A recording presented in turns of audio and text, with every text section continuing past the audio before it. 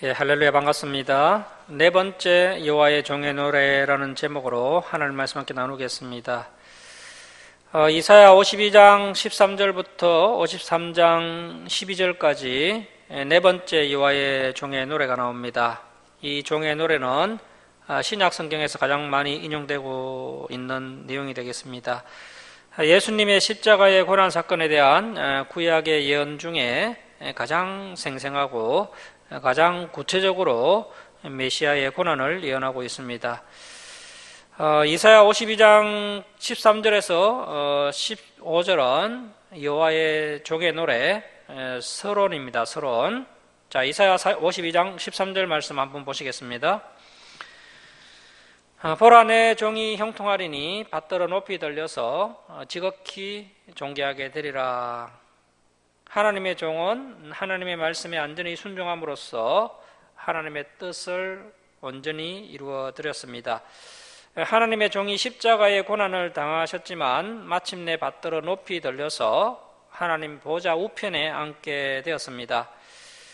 많은 사람들은 십자가의 고난은 생각하지 않고 존귀하게 된 데에만 관심을 가지는데, 우리는 메시아께서 받들어 높이 들려서 지극히 존귀하게 되기 전에 어떠한 고난을 당하였는지, 또한 목숨을 걸고 하나님 말씀에 온전히 순종한 그 예수님의 순종의 자세에 대해 관심을 가져야 합니다.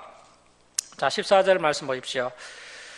전에는 그의 모양이 타인보다 상하였고 그의 모습이 사람들보다 상함으로 많은 사람이 그에 대하여 놀랐거니와.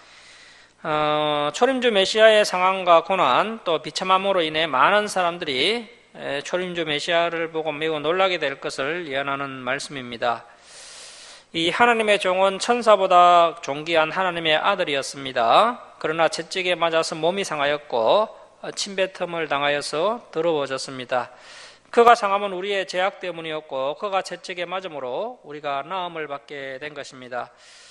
자, 그래서 우리가 이 진리의 길을 갈 때 고난받을 각오를 해야 합니다. 예수님도 고난을 당하셨고 또 사도들도 고난을 당했습니다.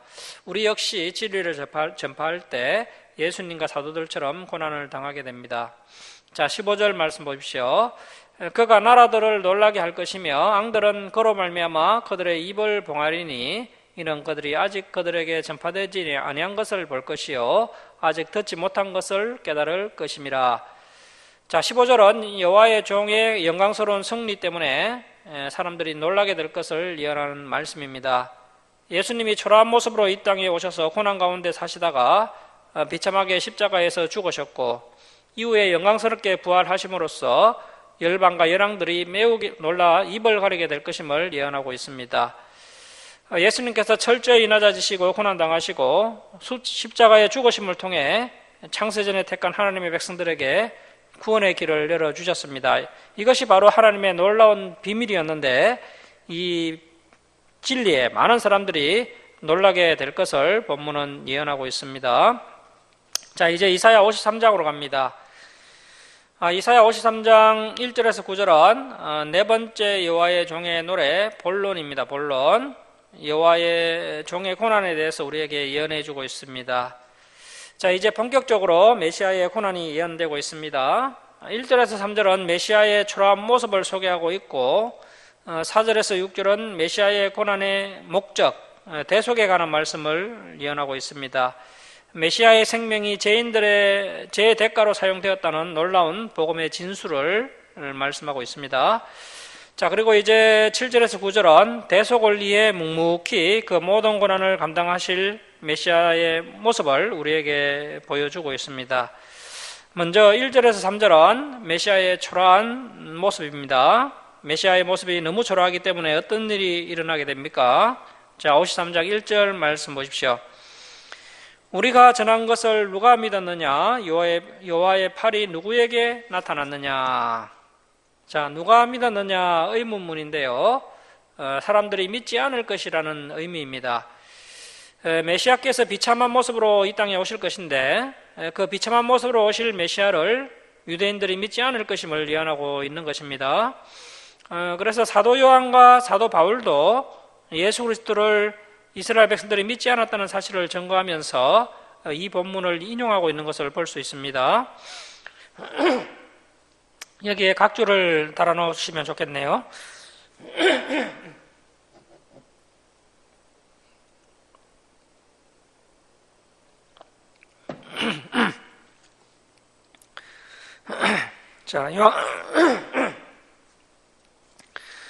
요한복음 12장 37절에서 38절 각주를 좀 달아 놓으시고요.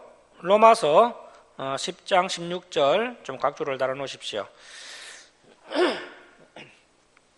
자, 여기 PPT 화면 한번 보십시오. 요한복음 12장 37절에서 38절입니다. 이렇게 많은 표적을 그들 앞에서 행하셨으나 그를 믿지 아니하니 이는 선지자 이사야의 말씀을 이루려 하심이라. 이르되 주여 우리에게서 들은 바를 누가 믿었으며 주의 팔이 누구에게 나타나나이까 하였더라. 자, 로마서 10장 16절입니다.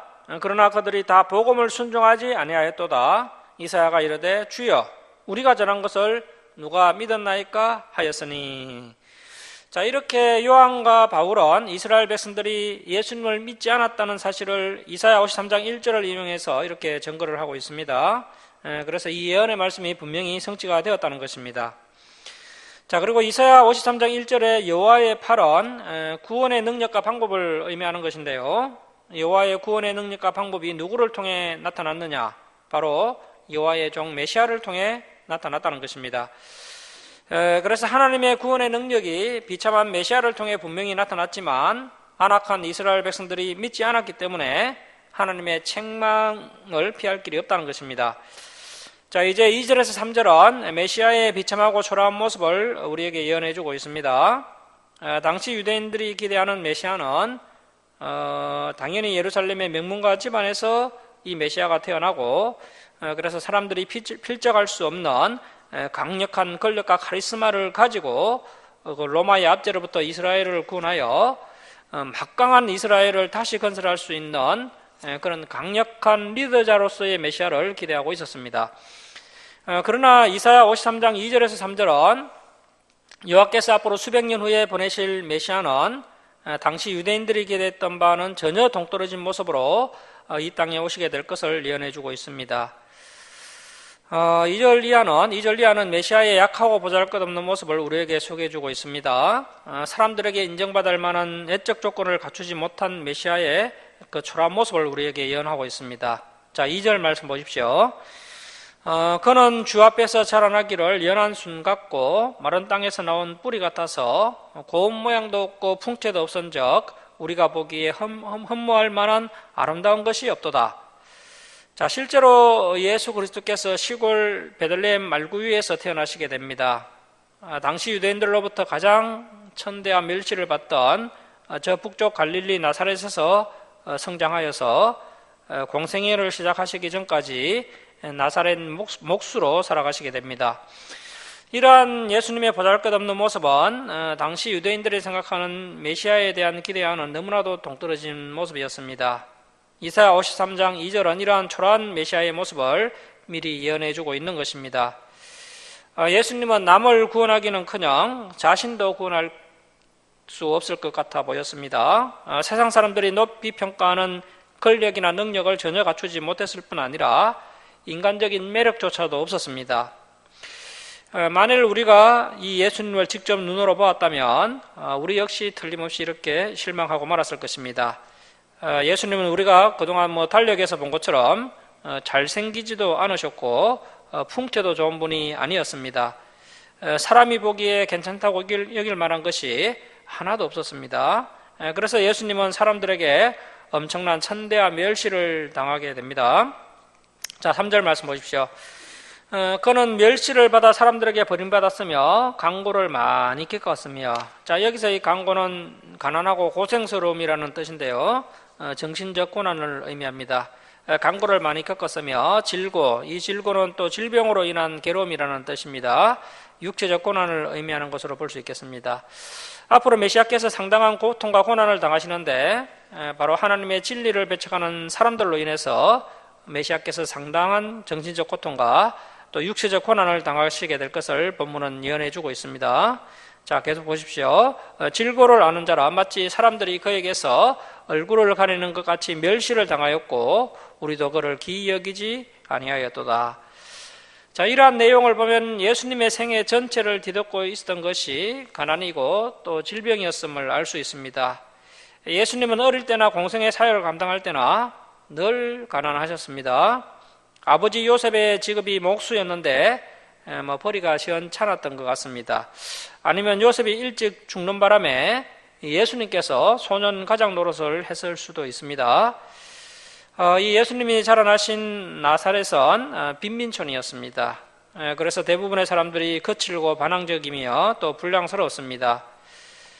빌립이 친구 나다나엘에게 예수님을 소개할 때 나사렛 예수라고 소개를 했는데 그때 나다나엘은 나사렛에서 무슨 선한 것이 나겠느냐라고 한 것을 봤을 때 당시 나사렛이 얼마나 형편없는 지역이었음을 알 수가 있는 것입니다.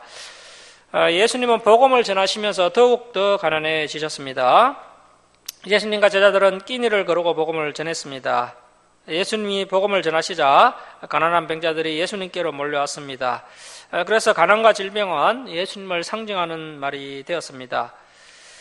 잘 살고 유식한 유대인들은 예수님을 싫어했습니다. 예수님이 십자가에서 못 박혀 죽으실 때 그를 위해 변호해 주는 사람이 없었습니다. 그저 가난한 갈릴리 출신의 한 별난 선지자가 죽는다는 식으로 대수롭지 않게 생각했고 예수님의 죽음을 아무도 귀하게 여기지 않았습니다. 이제 4절에서 6절은 메시아가 고난받는 이유를 우리에게 보여주고 있습니다. 여호와의 종의 고난을 예언하되 그 고난이 사람들의 죄로 인한 사망의 문제를 해결하기 위한 고난, 즉 대속을 위한 고난이라는 점을 강조하고 있습니다. 그래서 이제 로마서 6장 23절 그리고 또 레위기 17장 11절 또 히브리서 9장 22절 이러한 말씀들을 보면 죄의 결과는 사망이며 피 흘림이 없으면 용서가 되지 않는다. 그래서 이것이 이제 영원 불변한 진리이기 때문에 모든 사람이 그 죄의 형벌, 즉 사망을 피할 수 있는 방법은 세상 그 어디에도 없습니다. 모든 사람은 죄로 인해서 사망에 직면하게 되었습니다. 하나님께서 이러한 죄인들을 위해 구약시대에는 양과 소를 희생하는 구약의 제사제도를 허락해 주셨지만 이러한 동물의 피가 인간의 근본적인 죄를 씻을 수가 없으며 이러한 구약의 제사로는 죄를 잠시 유예하고 단지 죄를 깨닫도록 하는 그런 기능만 했을 뿐이었습니다. 자, 그런데 이제 하나님께서 때가 되면 온전한 희생제물의 자격을 갖추신 진정한 어린 양 대신 메시아를 이 땅에 보내실 것을 계획하고 계신 것입니다. 예수께서는 단 한 번 죽으셔서 피 흘림으로 말미암아 안전하고 영원한 속죄제를 드릴 수 있는 분이신데요. 그렇게 할 수 있는 것은 그 예수님이 죄가 전혀 없으신 안전한 인간이라는 사실 때문입니다. 자, 이렇게 안전한 의인 예수 그리스도의 피 흘리심은 모든 인간의 죄로 인한 사망의 문제를 완벽하게 해결하는 아주 놀라운 사건을 일으키게 됩니다. 자, 여기서 우리가 한 가지 주목해야 할 부분이 있는데요. 먼저 예수님께서 십자가에 피 흘리심으로 죄로 인한 궁극적인 형벌인 사망의 문제를 해결해 주신 것이지 그 죄로 인한 모든 형벌, 즉 죄의 모든 징벌을 다 해결해 주신 것이 아니라는 사실입니다. 그래서 인간이 죄를 지으면 그 남은 인생을 통하여 징벌의 시간을 반드시 보내야 하고 지은 죄를 책임지는 자숙의 시간을 반드시 가지도록 하시는 분이 하나님이시기 때문에 이러한 이해를 분명히 하고 있어야 한다는 것입니다. 그래서 우리가 예수님을 믿음으로 우리의 죄는 구원받지만 우리가 짓는 그 죄의 대가는 반드시 받아야 한다는 사실을 늘 명심하여서 죄에 대해서 우리가 경각심을 가져야 할 것입니다. 자, 이렇게 4절에서 6절은 도무지 해결할 방법이 없는 인간의 죄의 문제, 사망의 문제가 하나님의 놀라운 구원의 경륜으로 메시아로 인해 안전히 해결되게 될 것임을 선포하고 있습니다. 자, 4절 말씀 보십시오. 그는 실로 우리의 질고를 지고 우리의 슬픔을 당하였거늘 우리는 생각하기를 그는 징벌을 받아 하나님께 맞으며 고난을 당한다 하였노라. 자, 우리는 모두 죽음에 이르는 병을 앓고 있습니다. 그런데 예수님이 그 병과 후유증까지 다 가지고 가셨습니다. 우리가 받아야 할 고통을 대신 받고 또 우리가 겪어야 할 슬픔을 대신 다 당하셨습니다. 그런데 사람들이 오해하기를 메시아가 자신의 죄로 인해서 징벌을 받아 고난을 당했다라고 생각을 했다는 것입니다. 자, 5절 말씀 보십시오. 그가 찔림은 우리의 허물 때문이요 그가 상함은 우리의 죄악 때문이라. 그가 징계를 받음으로 우리는 평화를 누리고 그가 채찍에 맞음으로 우리는 나음을 받았도다.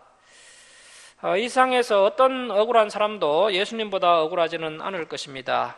예수님은 전혀 짖지도 않은 죄의 누명을 쓰고 사형 판결을 받으셨습니다.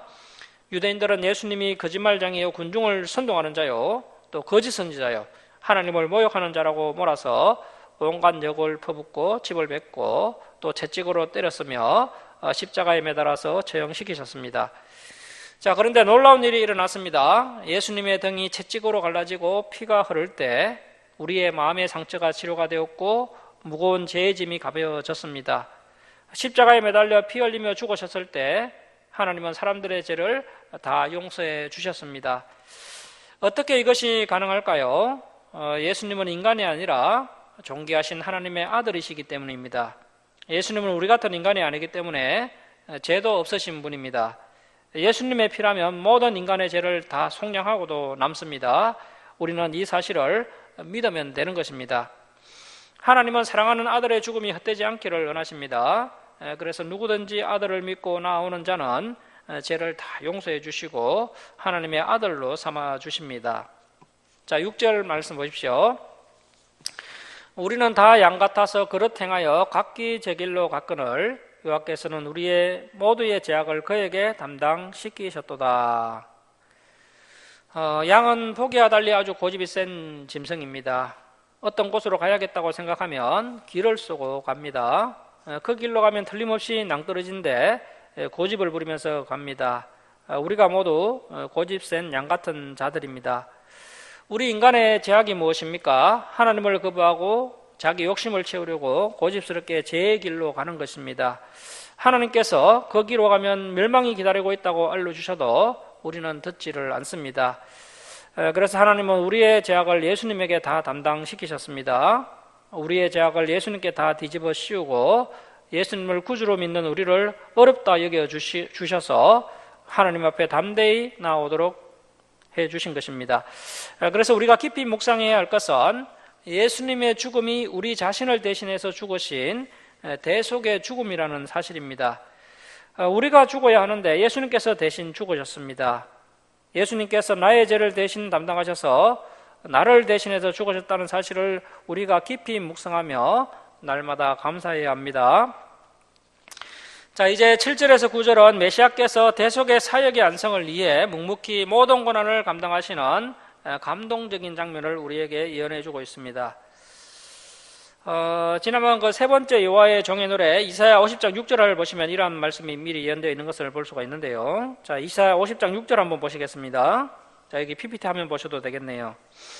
나를 때리는 자들에게 내 등을 맡기며 나의 수염을 뽑는 자들에게 나의 뺨을 맡기며 모욕과 침뱉음을 당하여도 내 얼굴을 가리지 아니하였느니라. 자, 과연 오늘날 그리스도인들 중에 이 예수님을 본받아서 왼뺨을 치면 오른뺨을 돌려대고 속옷을 달라고 하면 겉옷까지 벗어주고 오리를 가자고 하면 심리까지 가는 그리스도인들이 얼마나 되겠습니까? 우리가 이 예수님을 본받아서 이러한 희생하는 모습이 있어야 한다는 것입니다. 자, 이제 이사야 53장 7절 말씀 보십시오. 그가 곤욕을 당하여 괴로울 때에도 그의 입을 열지 아니하였으며 마치 도수장으로 끌려가는 어린 양과 털 깎는 자 앞에서 잔잡한 양같이 그의 입을 열지 아니하였도다. 자, 예수님의 모습이 오늘날 우리들과는 너무나도 다른 모습입니다. 예수님이 변론할 내용이 없어 침묵하시는 것이 아닙니다. 예수님은 죄가 없으시기 때문에 얼마든지 변론하실 수 있지만 예수님은 입을 열지 않으시고 마치 토살장으로 끌려가는 어린 양처럼 입을 열지 않으셨다는 것입니다. 그래서 어려움과 고난의 문제가 닥쳤을 때 미숙한 모습을 보이는 우리에게 주는 큰 교훈의 말씀이 되겠습니다. 이렇게 7절은 예수님께서 자신이 당하시는 고난의 의미를 정확히 이해하시고 하나님의 뜻에 따라 온전히 낮아지셔서 순종하실 것임을 예언하고 있습니다.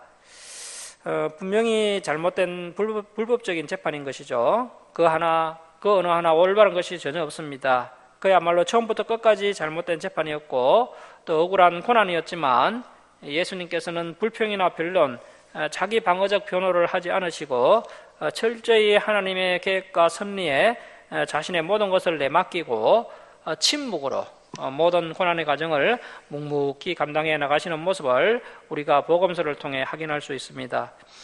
예수님께서 그러한 고난의 길과 십자가의 길을 가시면서 실제로 그 어떠한 저항도 하지 않으시고 자신의 몸을 그 악인들에게 순순히 맡기시는 모습을 볼 수가 있습니다. 이러한 하나님의 뜻을 조용히 묵묵히 참고 따르는 그러한 모습이 오늘날 우리 현대 그리스도인들에게 필요한 것입니다. 오늘날 우리 그리스도인들이 모델로 삼아야 하는 참으로 아름답고 성숙한 예수님의 모습이 되겠습니다. 이제 8절 말씀 보십시오. 그는 곤욕과 신문을 당하고 끌려갔으나 그 세대 중에 누가 생각하기를 그가 살아있는 자들의 땅에서 끊어지면 마땅히 형벌받을 내 백성의 허물 때문이라 하였으리요. 예수님 시대 당시 예수님의 죽음이 자신들을 대신해 죽는 대속의 죽음이라는 사실을 전혀 인식하지 못할 것을 예언하고 있는 것입니다.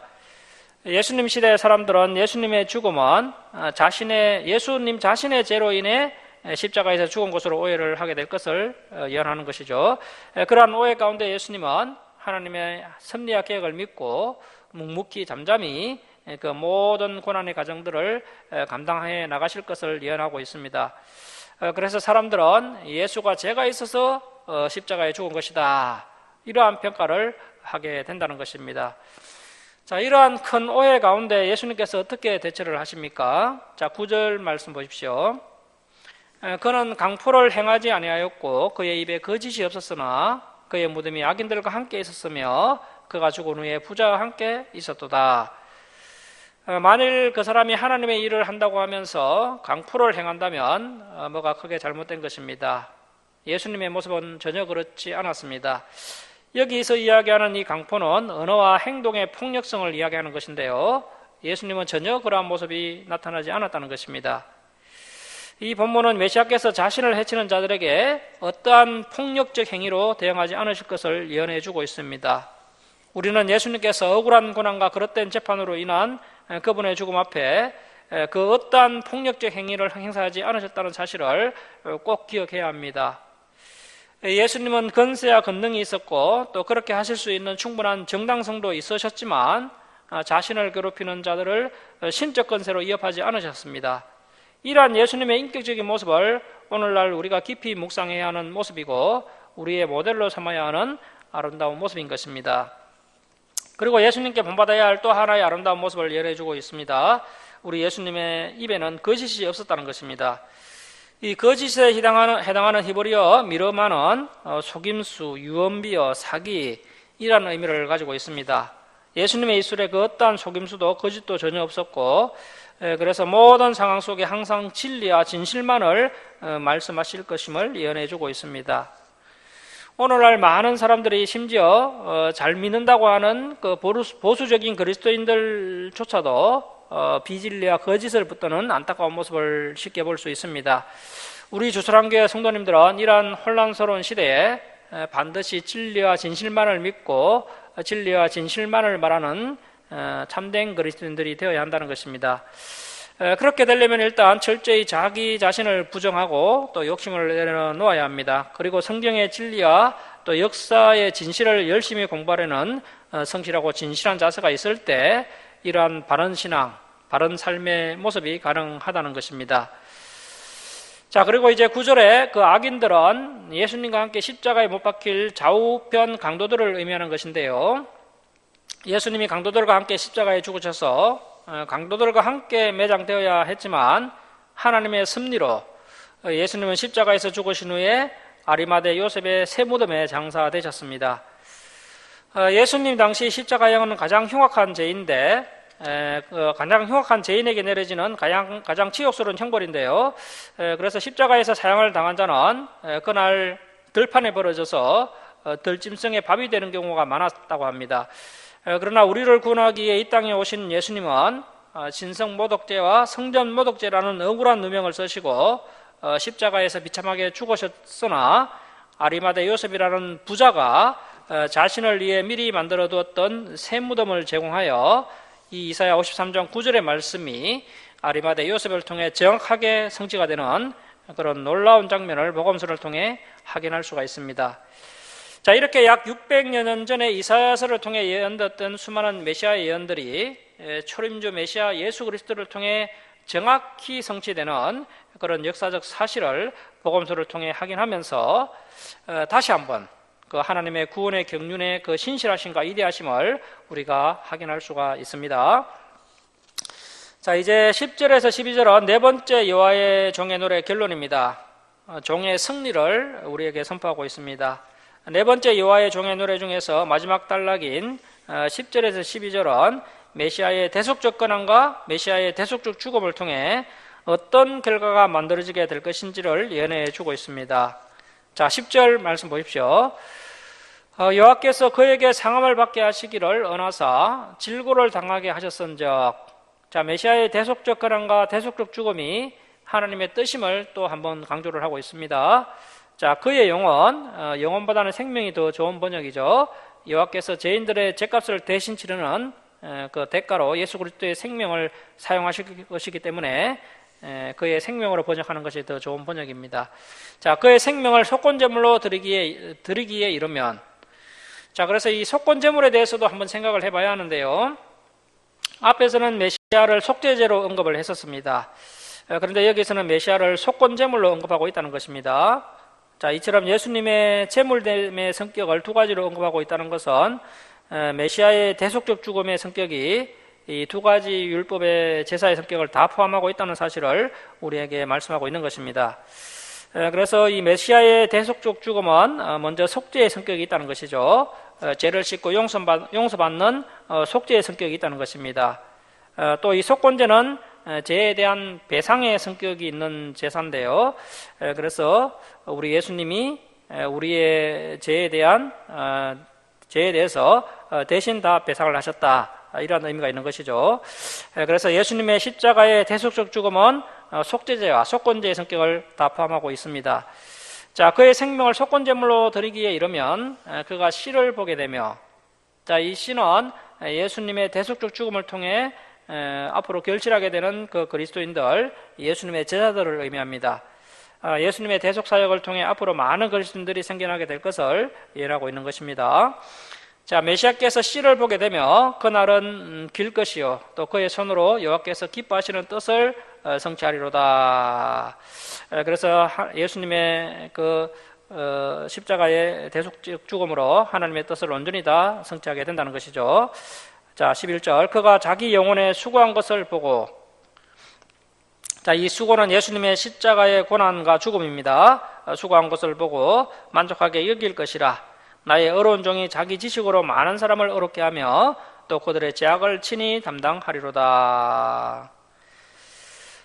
그래서 여자가 심한 해산의 고통을 겪고 아기를 낳습니다. 그 고통과 수고를 겪은 후에 자기 옆에 새로운 생명이 태어나서 숨을 쉬고 있는 것을 보면 자기 수고에 만족해 하는 것이죠. 그리고 또 주위에서 수고했다며 위로해주면 산모의 마음에 큰 기쁨이 생깁니다. 그와 마찬가지로 예수님이 그동안 지신 그 십자가의 고통은 말할 수 없는 육체적 고통이었고 인간이 겪을 수 있는 가장 큰 고통이었습니다. 그런데 예수님은 그동안의 그 수고에 만족을 하신다는 것입니다. 예수님을 믿는 모든 죄인의 손과 발목에서 죄의 사슬이 풀어지고 하나님 앞에 새 사람으로 태어났기 때문입니다. 새 사람으로 태어난 그리스도인들은 이제 하나님의 지식을 배움으로 제약된 세상을 능히 이기면서 살게 됩니다. 자, 12절 말씀 보십시오. 그러므로 내가 그에게 존귀한 자, 존귀한 자는 구원받은 성도들입니다. 구원받은 성도들과 함께 몫을 받게 하며 강한 자, 역시 구원받은 성도와 함께 탈취한 것을 나누게 하리니 이는 그가 자기 영혼의 그 생명을 버려 사망에 이르게 하며 범죄자 중 하나로 헤아림을 받았음이니라. 그러나 그가 많은 사람의 죄를 담당하며 범죄자들을 위하여 기도하였느니라. 자, 이렇게 12절은 고난의 길과 십자가의 길을 가실 예수 그리스도께서 고난의 과정, 철저히 자기를 부정하는 죽음의 과정을 통하여 여호와께 존귀하게 높임을 받게 될 것임을 예언하고 있는 말씀이 되겠습니다. 자, 말씀을 마치도록 하겠습니다. 사랑하는 성도 여러분, 예수님께서 십자가의 고난과 죽음 뒤에 존귀케 되셨다는 이러한 역설적 진리에 우리가 주목을 해야 합니다. 우리 그리스도인에게도 이러한 역설적 승리와 역설적 행복이 있다는 사실을 명심하시고 현재 진리로 인한 고난을 예수님처럼 묵묵히 참고 끝까지 진리의 길로 걸어가시기 바랍니다. 그래야 해서 마침내 승리하는 예수님의 참된 제자들이 다 되시길 주님의 이름으로 축원합니다. 자, 기도하겠습니다. 사랑의 하나님 아버지, 주일을 맞이하여 우리에게 이사야 53장의 말씀을 허락해 주시니 감사드립니다. 메시아의 생명을 통해 우리의 죄의 대가를 대신 치러주신 하나님의 대속의 사랑을 찬양합니다.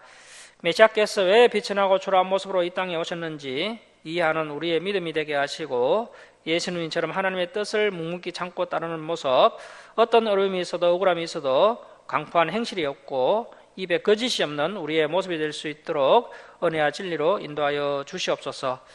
하나님 아버지, 예수님께서 고난과 죽음 뒤에 존귀케 되셨다는 이러한 역설적 진리에 주목하여서 진리로 인해 고난받는 진리로 인해 받는 고난을 우리 예수님처럼 묵묵히 인내하며 끝까지 진리의 길로 걸어가므로 마침내 승리하는 우리 주사랑교회 모든 성도들 되게 하여 주옵소서.